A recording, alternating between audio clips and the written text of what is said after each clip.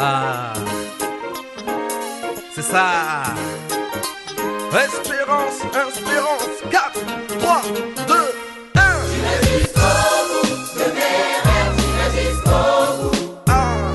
J'irai jusqu'au bout de mes rêves, j'irai jusqu'au bout. Hey, hey. J'en suis sûr, j'y arriverai, j'y arriverai. Par la force que Dieu me donnera, j'en suis persuadé. C'est ça.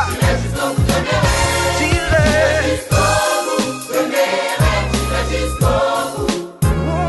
J'irai jusqu'au bout de mes rêves, j'irai jusqu'au bout. J'en suis sûr. J'en suis sûr, j'y arriverai, j'y arriverai. Bonjour à tous. Vous allez bien?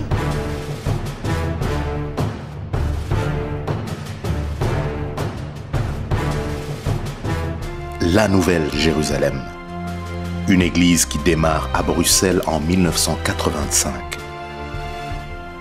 Elle va prendre son envol en 1986 sous la direction de celui qui lui donnera ce nom et qui en sera le pasteur pendant plus de 3 décennies, l'évêque Martin Mutiebele Lukanda.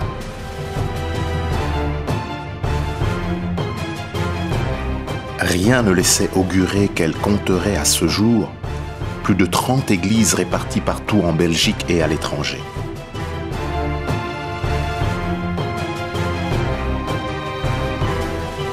Mais qui est Martin Mutiebele? Quel est son parcours? Comment est-il devenu pasteur puis évêque?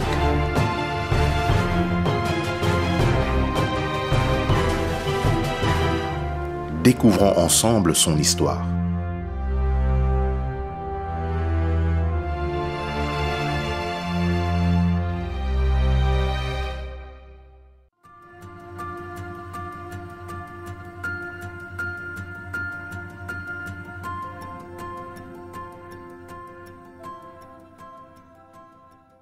Je m'appelle Kazadi Mukalaï Boniface, neveu au bishop Mutiebele. Je suis fils de son deuxième frère. Ils sont nés à 7. L'aîné s'appelait Kazadi Belge. Le deuxième, c'était mon papa, Mukalaï Benoît.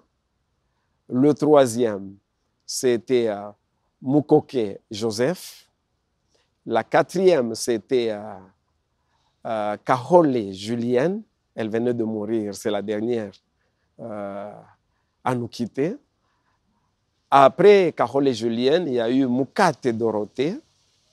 Et après Mukate Dorothée, c'est Kitenge Charlotte. Et enfin, c'était le bishop Martin Mutiebele, qui est le 7e. La dernière de cette fratrie, Julienne Kahole, s'en est allée en mai 2021. Par rapport à ses frères, il y avait un écart d'âge très prononcé. Parce que vous vous rendez compte que le bishop est né la même année que le fils aîné de son frère aîné. Entre lui et sa sœur Charlotte, il y a un écart de 5 ans.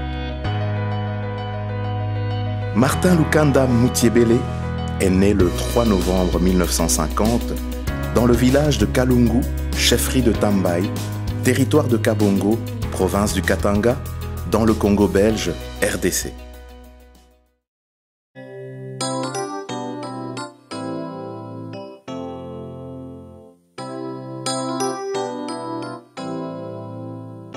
Son papa, qui s'appelait Jérôme Mpibwe Malango, et sa maman, c'était Numbia Mutombo Marthe.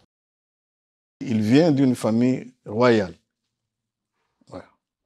Donc nos grands-pères sont les chefs de groupement, de chefferies, alors, de plusieurs villages.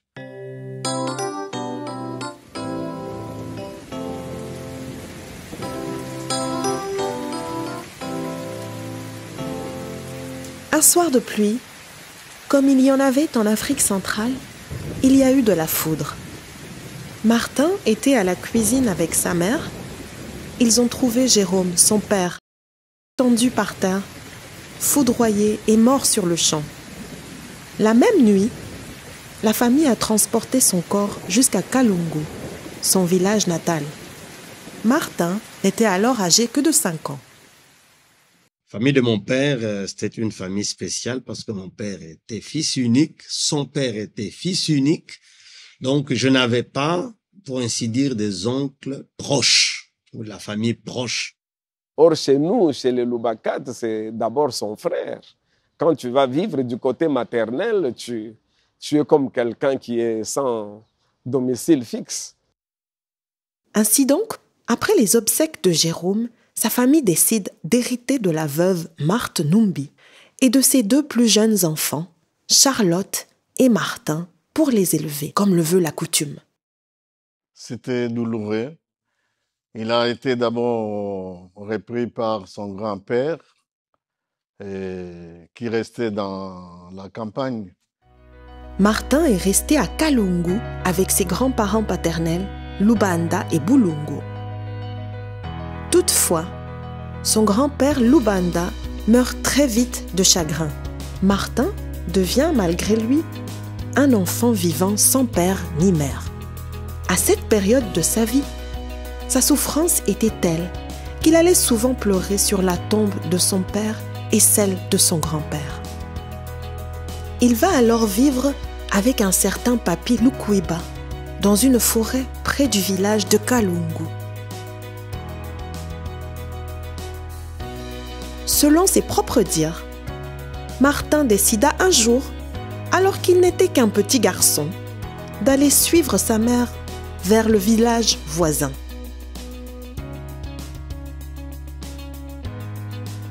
Il a marché et a rencontré un inconnu. Plus tard, avec le recul, il en conclut que c'était probablement un ange.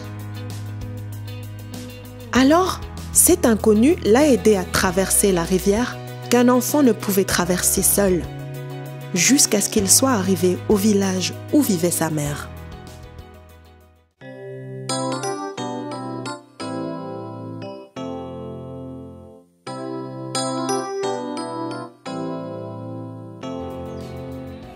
L'année suivante, un cousin de son père, Petelo Kikobongo, prit Martin en charge alors qu'il était à Kalungu. Il l'emmena à Kansele, chefferie de Diheba, pour faire ses études primaires. Il vécut là chez sa tante maternelle, Maman Apendeke, avec ses cousins. L'un de ses cousins s'appelait André Kassongo. Il évoque quelques souvenirs de cette période. Avec Martin, je suis, disons, son cousin. C'est-à-dire la mère de Martin et la grande sœur de ma mère. On a vécu ensemble après ces 5 ans. Il est venu habiter chez nous. Ma mère l'a pris en charge pour ses écoles primaires. Et c'est le moment qu'on a commencé à grandir ensemble. Les grandes vacances, nous, on avait un peu un jeu très dangereux. On chassait les serpents. Quand les serpents passent, ils cachent la tête dans la broussaille, ils laissent la queue, on les tire. Et puis, on fait comme ça. On tourne 3 fois, 4 fois, on laisse tomber le serpent, il est un peu ivre. Hein. Il a le vertige. Là, on l'écrase. En plus, on les mangeait. On avait nos casseroles cachées quelque part.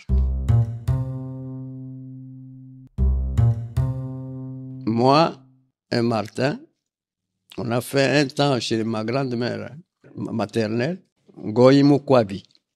On n'était que tous les deux. Et la grand-mère, on dormait chez elle, on mangeait chez elle, tout.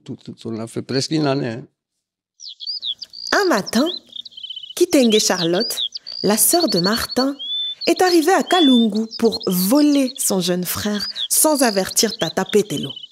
Elle lui a donné rendez-vous dans un champ en lui disant « Allons à Kihoke, Tutu Kazadi, notre frère aîné, est devenu riche. » Et Martin a accepté.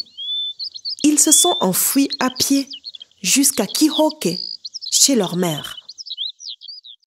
Et c'est cette sœur-là qui lui avait un peu donné du tonus.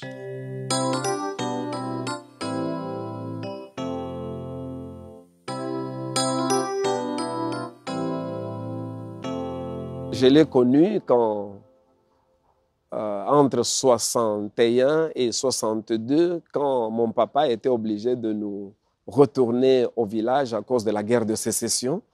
Et c'était, le sud était invivable. Lubumbashi, Likasi, Kolwezi, c'était une partie qui était en guerre totalement. Alors c'est quand nous sommes allés au village que nous avons dû vivre avec lui dans la maison de sa mère, ma grand-mère. Et de là, c'est là qu'a commencé à se tisser nos liens. Donc pour moi, c'était plus un grand frère qu'un oncle paternel. Il était sous la tutelle de son frère aîné, M. Kazadi Belge, et celui-là l'enverra à, je crois, une dizaine de kilomètres, mais du côté du Kasaï cette fois-là, ce n'était plus au Katanga.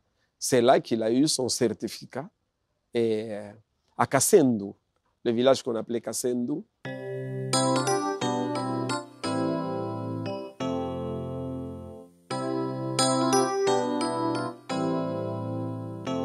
Il était hébergé dans une famille de connaissances, surtout que mon papa venait de se fiancer à notre marâtre. Alors c'était une aubaine pour lui. Il était bien reçu dans ce village-là. Il vivait dans la belle famille de mon papa.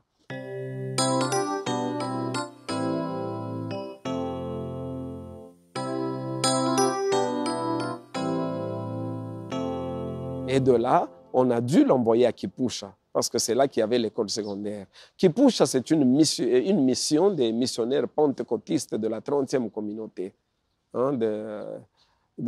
communément appelée la CM Congo Evangelistic Mission, qui est venue de Preston, en Angleterre. Alors, il a fait une année là-bas. Quand il est revenu en vacances au village, ça coïncidera avec le retour de mon père. Alors mon papa dira non, il ne peut pas le laisser dans ces conditions-là. Il va maintenant l'amener et nous allons voyager ensemble pour venir nous installer à Kamina.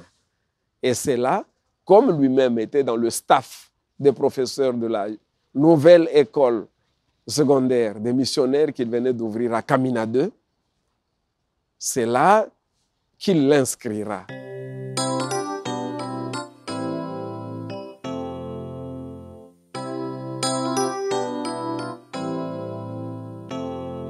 Je l'ai connu à l'école secondaire de Kamina 2. Il nous a rejoints en deuxième secondaire. On n'était pas amis, on était juste collègues de classe. Je le voyais comme un des garçons assez libre, assez léger, on peut même dire turbulent, mais très intelligent à l'école.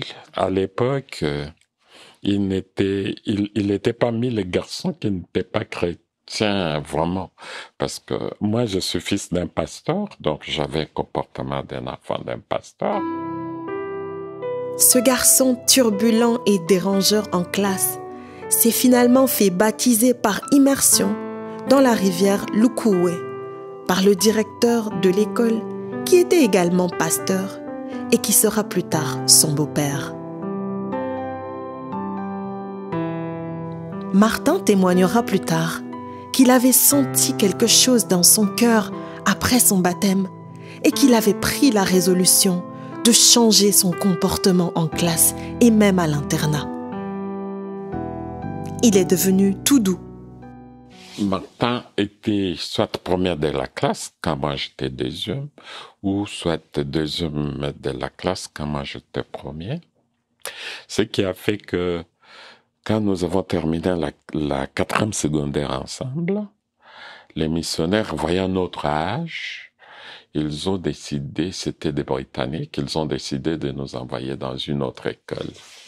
Parce que ceux qui restaient là-bas devaient faire l'école d'enseignants, en pédagogie intensive pour enseigner à l'école primaire.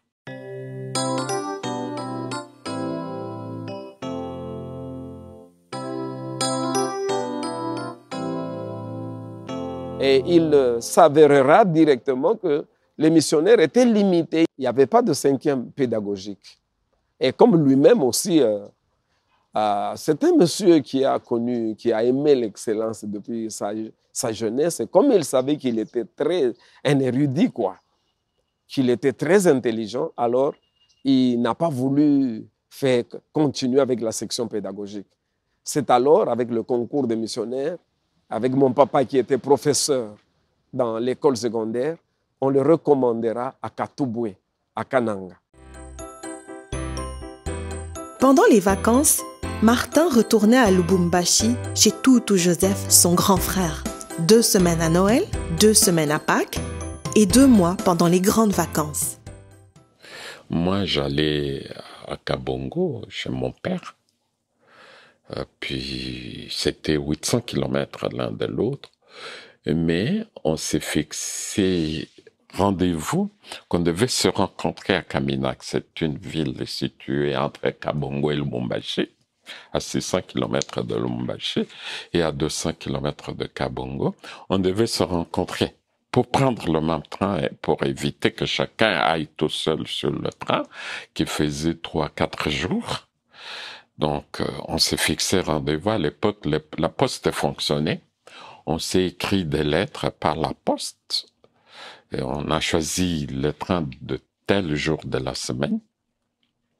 Je ne me souviens plus du jour de la semaine. Je me suis dit tout simplement, j'arrive à Kamina, j'attends. Quand je suis arrivé à Kamina, où devait passer le train qui allait à Kananga, le train devait venir la nuit. Donc, je suis allé à la gare. J'ai attendu la nuit. À 4 heures, le train est arrivé. J'ai commencé à courir le long des trains en criant son nom dans l'espoir qu'il ne l'a pas loupé. J'ai crié son nom, Martin, Martin, Martin. Et puis j'ai entendu aussi sa voix qui m'appelait Ézéchiel, Ézéchiel. C'était déjà pesant. Je suis allé à la voiture dans laquelle il était. Je lui ai donné ma valise par la fenêtre pour me faciliter l'entrée, parce qu'il y avait des bousculades, les gens qui sortaient du train, les gens qui entraient. Le train passait 1 ou 2 fois par semaine, on ne doit pas le louper. C'est alors que je puis entrer dans le train, je l'ai vu, on s'est embrassé. Malheureusement, j'oublie la date. C'était la date où notre amitié est née. Le train est parti pour Kananga. Nous sommes arrivés nous étions frappés tous les deux, car la traversée de la Lubumbashi, tout change. Alors que de l'autre côté, vous dites à quelqu'un en swahili, hey, Mandizi, et tout ça, il comprend. Mais juste à la traversée, quand vous dites à quelqu'un Mandizi, il ne comprend rien. Donc ça vous prend en plein visage que vous êtes vraiment dépaysé. Nous sommes partis et puis nous sommes descendus, je crois 2 jours après, nous sommes descendus à la gare. On nous avait indiqué que l'internat n'est pas, bien sûr, sur le rail, n'est pas dans la ville, comme tous les internats, c'est isolé, quoi, de la ville. Donc, nous sommes descendus à la gare, nous avons pris un petit sentier jusqu'à l'école. Quand nous sommes arrivés à l'école, les missionnaires ont dit que vous êtes arrivés 4 jours plus tôt, donc l'internat est fermé, donc on ne peut pas vous nourrir. Heureusement, ma mère avait fait des chukwang, comme on les fait au Katanga, là-bas, on mélange la farine avec le manioc. Ma mère m'avait fait 4 chukwang. On a mangé un chukwang par jour. Jusqu'à ce que l'internat a été ouvert. C'était une très grande école, dirigée par des Américains. Il y avait 2 difficultés. D'abord, les Minerval, les frais scolaires étaient plus élevés. Ensuite, c'était loin. Nous, on était au Katanga, on n'a jamais... enfin, on était de ce côté-là, et puis ils ne parlent pas Swahili. Donc, les missionnaires ont décidé de résoudre le problème de frais en payant la moitié de nos frais, et que nos parents devaient payer l'autre moitié. Et là, il n'y avait que la biochimie. Et vous vous rendez compte, passer de la 4e secondaire en 5e biochimie, alors que la section scientifique biochimie se prépare à partir de la 3e, ce n'était pas aussi chose facile. Mais déjà, à la première période, il était sur la liste d'honneur. La liste d'honneur, ça veut dire que les 3 meilleurs élèves de la promotion, comme s'il avait fait la section scientifique biochimie depuis la 3e. Vite, nous avons été remarqués par des missionnaires. Nous sommes... le préfet qui était M. Moore, qui était un Américain, nous a informé que les filles qui étaient en 3e secondaire avaient demandé que Martin et moi, nous leur donnions de cours de mathématiques en complément chez lui, parce que tout contact entre filles et garçons était strictement interdit. Donc, nous devions donner ce cours complémentaire chez le préfet lui-même, sous la surveillance de son épouse, qui était aussi professeur. J'ai rencontré le bishop Martin Mouchebele à l'école secondaire. Les maths, moi, je fais la maths, et c'est lui avec son ami Ézéchiel. Donc, eux, ils m'aidaient à maths, et toi, tu ne connais rien, tout ça. Donc, ce sont des collègues. J'étais à l'internat, et lui aussi à l'internat. Jusqu'à ce qu'il a eu son diplôme, comme c'était le premier diplôme d'État en famille, et c'était une euphorie, là. Nous avons terminé en 70 le secondaire. Et à ce moment-là, comme moi, j'avais pris de l'âge que je devais étudier aussi, c'est son grand frère de Lubumbashi, Papa Joseph Mukoke, qui a récupéré la prise en charge, quoi, pour son éducation. Avant de terminer, les missionnaires américains nous ont choisis parmi les 4 élèves qu'ils jugeaient brillants pour aller continuer l'université aux États-Unis. Les missionnaires américains qui étaient là et l'école le recommanderont par une bourse qui était appelée la bourse Rockefeller. Alors, moi, dans le dossier, il manquait mon bulletin de 3e secondaire. Je n'ai pas bénéficié de la bourse. Les 3 qui ont bénéficié de la bourse, finalement, on leur a dit que ce n'est plus pour les États-Unis, c'est pour les universités africaines.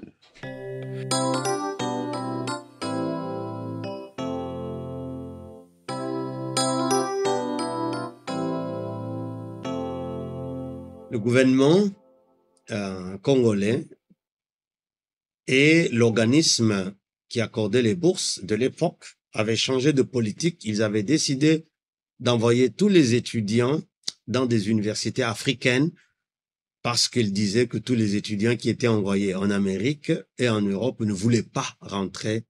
C'est ainsi que Martin ira à Dakar et les 2 autres à l'université de Yaoundé. Moi, je vais à Kinshasa, je m'inscrivais à l'Ovanum, qui était considérée comme la meilleure université africaine ou une des meilleures. Et c'est ainsi que j'ai été réorienté à l'université de Dakar, où je suis arrivé en septembre 1970 pour commencer les études à la faculté des sciences, les études de physique et de chimie. Boursier donc par the African American Institute, l'Institut afro-américain qui est basé dans la ville de Boston, aux États-Unis, dans le Massachusetts.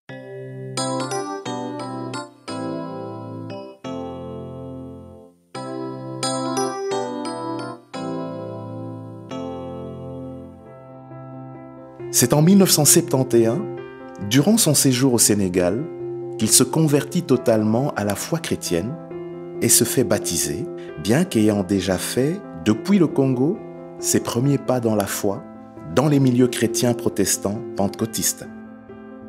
Il devient moniteur à l'école de dimanche de l'église baptiste de Thiès pendant 1 an. Ce furent ses premiers pas comme chrétien engagé. C'était pendant cette année-là, d'études, après 6 mois, que je suis entré en contact avec les groupes bibliques universitaires. Il y avait dans ce groupe-là des jeunes dynamiques qui m'ont abordé et qui m'ont invité à leurs études bibliques où j'ai trouvé environ une quinzaine d'étudiants et je suis, étant donc de background, comme je l'ai dit, scolaire protestant, j'ai adhéré à ce groupe-là où il y avait autant de protestants que de catholiques parce que le Sénégal est un pays à 99% musulmans. Donc les chrétiens de tout nom, nous étions unis. Et c'est pendant cette année-là que véritablement j'ai donné mon cœur au Seigneur.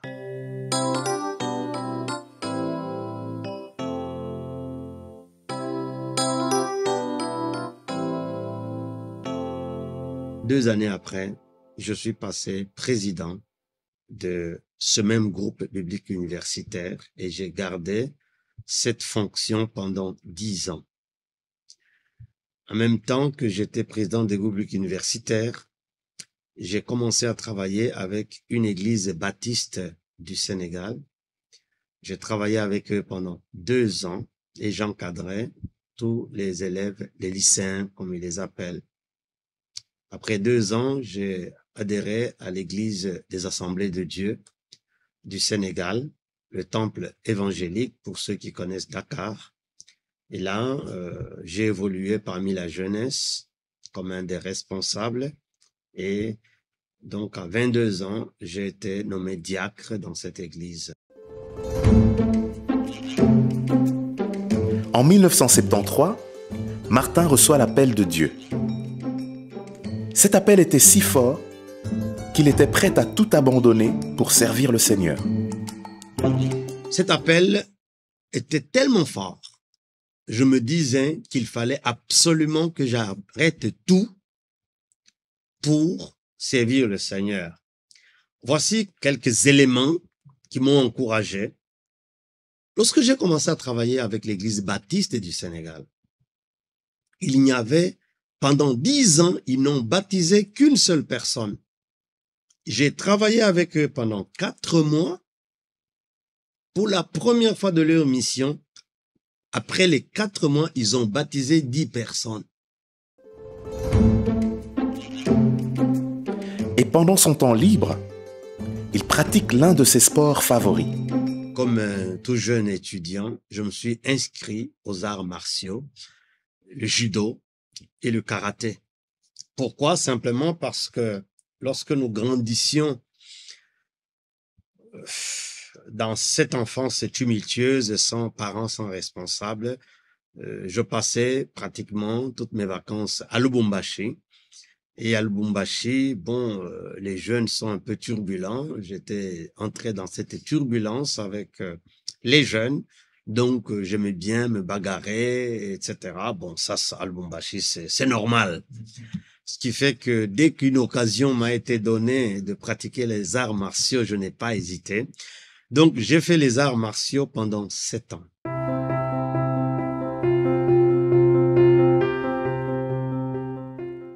Et lorsque je suis devenu président du groupe biblique universitaire, le groupe se réunissait dans ma chambre. Et nous n'avions que 15 personnes.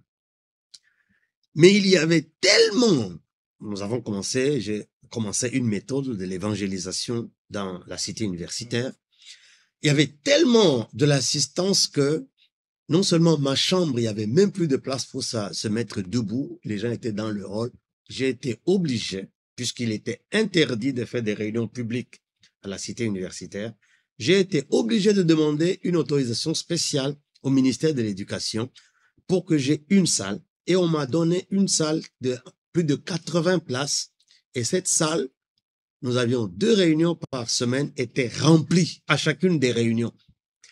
Donc, ça, c'était des poteaux indicateurs de mon appel. Alors, à un moment donné, je sentais que ces étudiants étaient comme des brebis sans berger, parce que nous n'avions pas d'aumônier. Et c'est comme ça que j'ai décidé de tout abandonner pour être pasteur. Martin, on échangeait des lettres.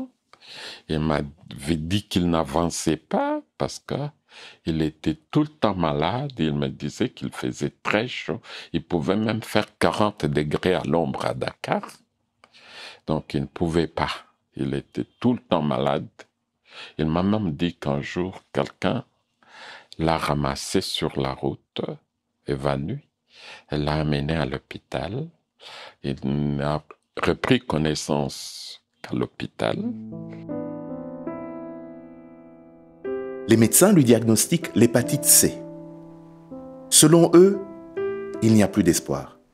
Et c'est ainsi que, en 1974, je me suis retiré à l'île de Gorée, seul dans une grotte dans le désert, pendant 10 jours pour jeûner et prier juste avec ma Bible et un cahier pour savoir ce que Dieu me voulait. Qu'est-ce que j'ai reçu comme réponse? J'étais très jeune, je n'avais que 23 ans en ce moment-là. Le Seigneur m'a parlé clairement dans mon cœur de laisser tomber tout et de retourner dans mon pays.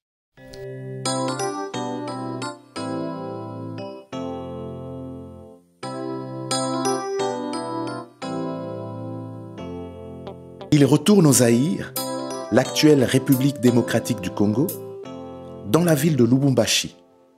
Quand il est venu de Dakar, il était très abattu.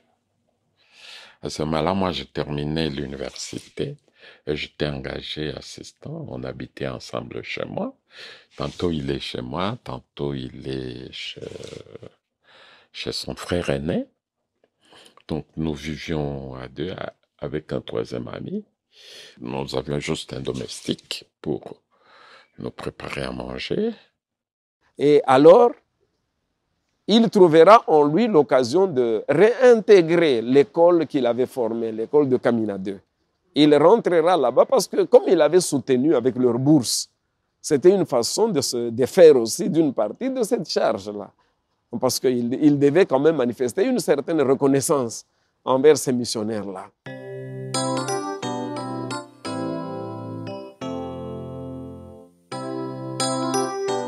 Il devient alors professeur de chimie, physique et biologie à l'école secondaire pentecôtiste de Kamina de 1974 à 1975.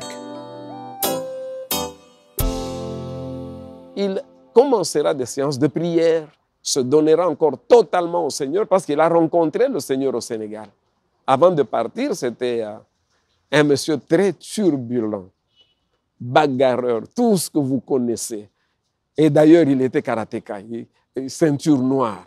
Donc, imaginez-vous la suite. Et j'étais toujours derrière lui, dans les bistrots, en train de nous enivrer et de boire. Et quand il est allé à Kamina 2, ça a été un renouement total avec le Seigneur.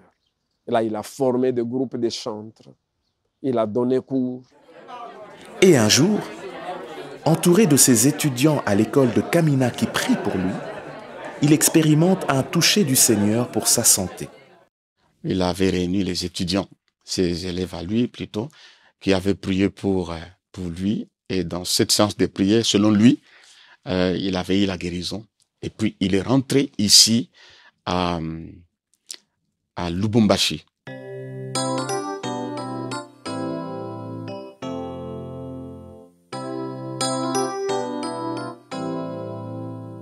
Alors, il se décidera à aller reprendre les études. Alors, il est rentré en Polytechnique, Université nationale du Zaïre, campus de Lubumbashi. Et aujourd'hui, l'UNILU. Il avait un diplôme d'équivalent de licence ou de graduat, mais lui, c'était un monsieur qui cherchait l'excellence, quoi. Alors, il a dit, lui, il ne peut pas se contenter de ce niveau-là, il va reprendre parce qu'il a été intelligent et il ne peut pas se contenter de n'importe quoi. Lui, il n'aimait pas des choses faciles. Ça, c'était une partie de lui. Je me rappelle deux fois, il me posait la question, pourquoi tu as choisi de faire la sociologie industrielle? Tu ne trouves pas que c'est trop facile? Ton mémoire, tu le feras sur quoi? Sur les fables du village ou quoi? Et là, il riait.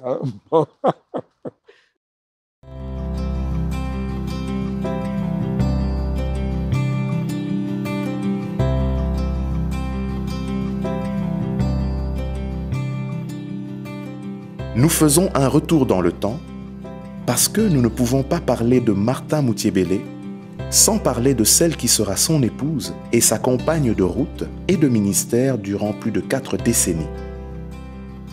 Rosiane Ngoy Ilunga Kibonda Moutiébélé.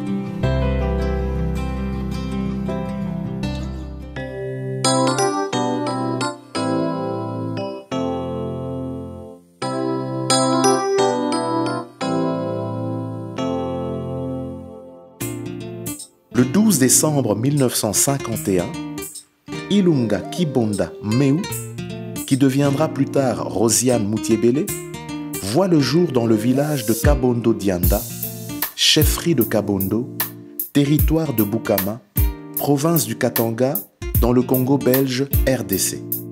Cependant, comme elle aimait le dire, elle est par son papa, originaire du territoire de Malemba-Nkulu. Plus tard, elle prendra aussi le nom Ngoy, venant de son grand frère Ruben Ngoy Bunda Kyulu. Toujours à l'âge adulte, elle prendra le prénom Rosiane. Je m'appelle M. Banza, je suis fonctionnaire de l'État, je travaille aux affaires étrangères. Rosiane, c'est ma grande sœur, donc on a le même père, la même mère. Je suis l'avant-dernier de la famille. Notre papa s'appelait Samuel Ngoy Wakiolu et maman s'appelait Melechi Nkulu Wampanga.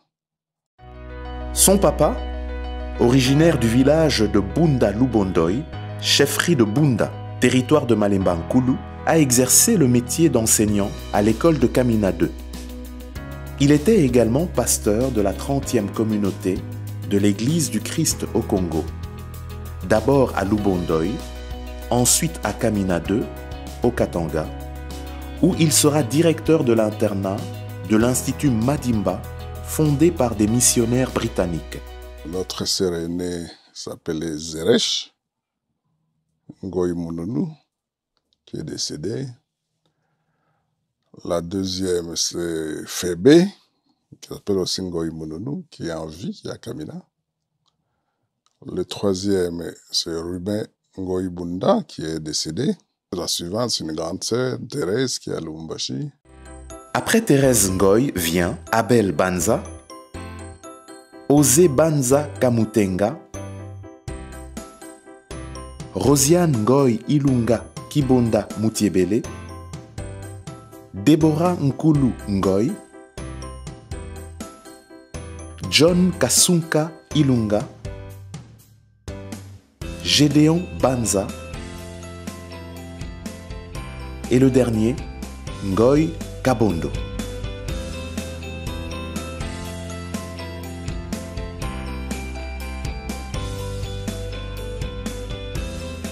L'école primaire, elle a fait ça à Kamina. L'école secondaire, elle a fait toujours à Kamina 2, là où papa était pasteur, jusqu'en 3e graduat. Kamina 2, c'était une ville qui était tout près de la ville de Kamina. Kamina 2 se situe plutôt entre la ville de Kamina et la base militaire de Kamina. Et c'était une école qui était dirigée par des missionnaires anglais, des pentecôtistes. Et c'est une école, jusqu'à aujourd'hui, elle appartient à la 30e communauté pentecôtiste du Congo.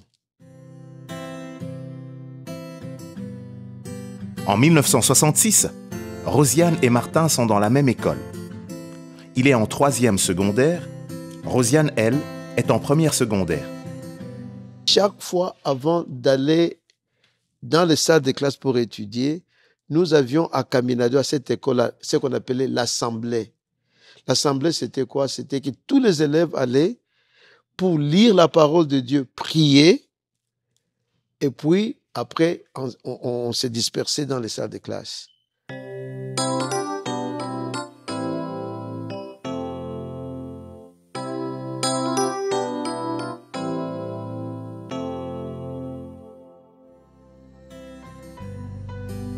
En 1971, son grand frère Ruben l'a fait venir à Kinshasa où il vit et travaille. Il va financer la fin de ses études secondaires et aussi les études de la grande majorité de ses frères et sœurs. Il souhaite encourager sa jeune sœur intelligente, forte en mathématiques et toujours première de classe, en lui donnant la possibilité d'étudier dans de très bonnes conditions. Elle poursuivra ses études secondaires au lycée de Kimwenza, à Kinshasa, où elle obtiendra son diplôme d'études secondaires. Elle était très intelligente. Et d'ailleurs, elle était toujours la première de sa classe. Nous avons étudié ensemble, on a fait les humanités pratiquement ensemble à Kinshasa, à Kimwenza. Il y avait un internat et là nous étions ensemble. Nous avons terminé les humanités dans l'année 1974. Durant ces années d'études, elle est active dans l'Église internationale de Kinshasa, dans laquelle elle est monitrice de l'école du dimanche. En 1974, après avoir obtenu son diplôme des humanités, elle retourne à Kamina pour y être enseignante à l'Institut Madimba durant une année scolaire. En 1974, après avoir obtenu son diplôme des humanités, elle retourne à Kamina pour y être enseignante à l'Institut Madimba durant une année scolaire. Ensuite, elle regagne Lubumbashi pour y démarrer un graduat en mathématiques physiques à l'ISP, l'Institut supérieur pédagogique.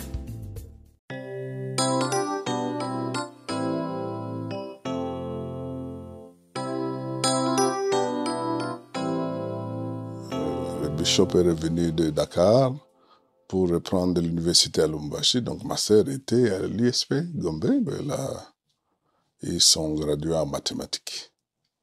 C'était une fille très studieuse, très appliquée, qui aimait l'excellence. C'était une dame formidable, une érudite, savante quoi, hein. Une génie, toujours première, même là où il y avait les hommes. Elle est allée faire les mathématiques.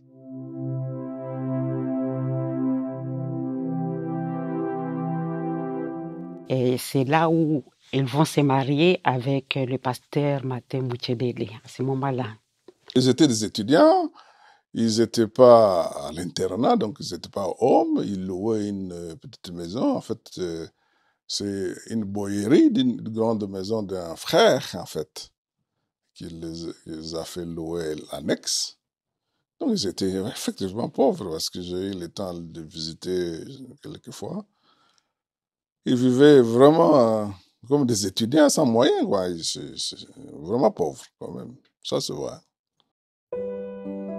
Comme cela avait été le cas durant ses études à Dakar, Martin devient également président de la paroisse universitaire protestante de Lubumbashi, Unilu, de 1975 à 1980. Rosiane et Martin se marient pendant qu'ils sont tous les deux étudiants. Rosiane, qui connaissait le Seigneur depuis son enfance et qui a grandi dans le milieu des églises protestantes pentecôtistes, soutient son époux dans son rôle de président de la paroisse universitaire protestante de Lubumbashi. Avec l'arrivée de leurs enfants, la bourse d'études qui leur est octroyée ne leur permet de vivre qu'une partie du mois. Et pour le restant du mois, ils apprennent à compter sur le secours qui vient du Seigneur. Malgré la pauvreté dans laquelle ils vivent, leur petit domicile est toujours rempli d'étudiants avec lesquels ils n'hésitent pas à partager le peu de nourriture qu'ils ont. Arrivé en troisième graduat, comme j'étais chez lui, il dit à maman Rosiane qu'il a reçu l'appel, il va arrêter avec les études. Il devient prédicateur. Et là aussi, c'est là qu'il faut voir toutes les qualités de maman Rosiane. Maman Rosiane lui posera la question de savoir, il dit, mais c'est incompatible que tu termines tes études, que tu sois ingénieur full et que tu commences à annoncer l'évangile, ou tu trouves ça incompatible pour que tu arrêtes les études maintenant. Il dit non, c'est l'appel. Il dit non, moi, je n'accepte pas un pareil appel.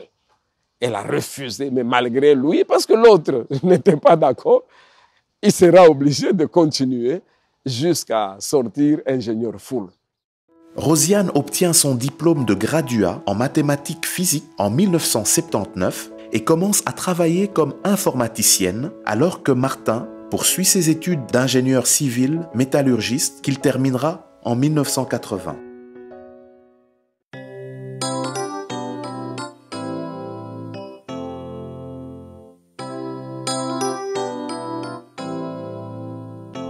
Il commencera à travailler à la SNCZ, chemin de fer, à Lubumbashi.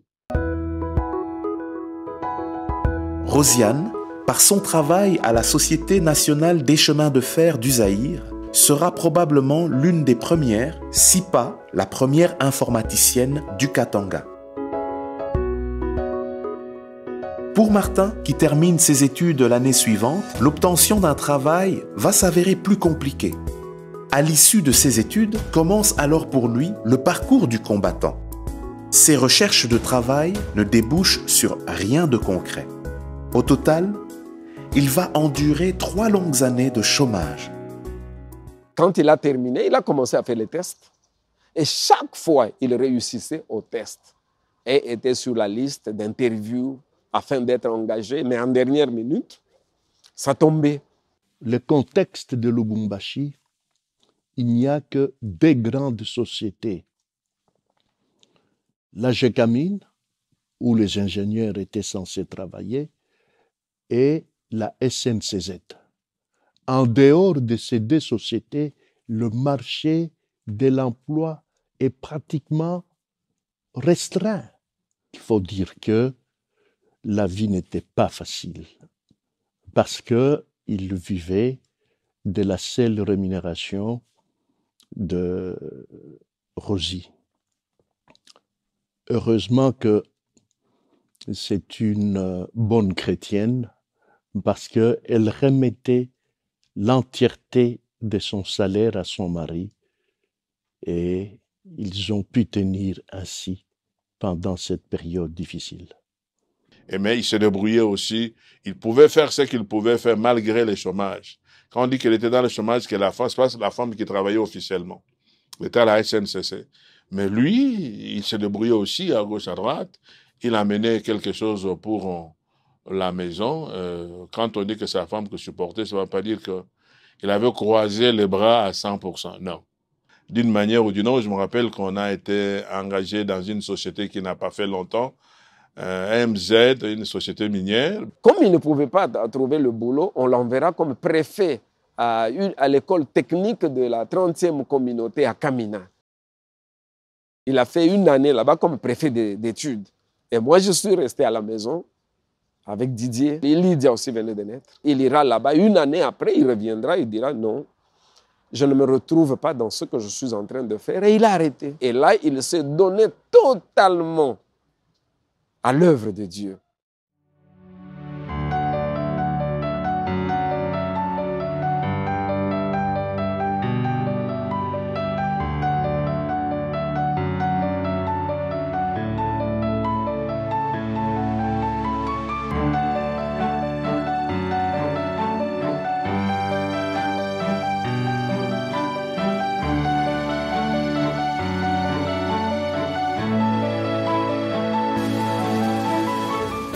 Dans le prochain épisode.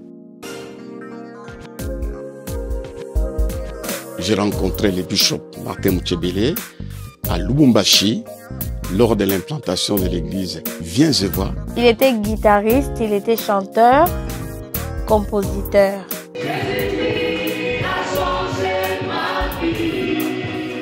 Lui, il est entré dans un jeûne de 12 jours. Arrive un stagiaire. C'est qui? Frère Martin Mouchebele. Et il aimait parler de Dieu.